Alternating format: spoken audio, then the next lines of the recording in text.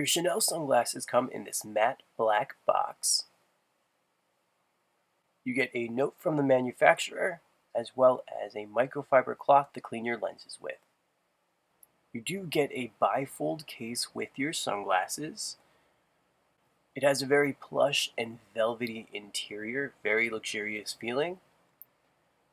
And then you can see the compartment where the sunglasses are stored. And then we flip these guys over, you see that classic quilted pattern, and it has a magnetic closure. These are a square style pilot frame. This is definitely much more masculine for Chanel. It has very subtle branding. Each temple has a small Chanel logo.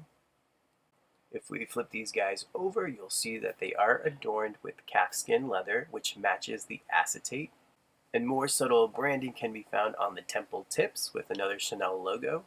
I know it's probably hard to tell in the video, but these guys are the dark navy blue color. They do come in a black, but these are the navy blue.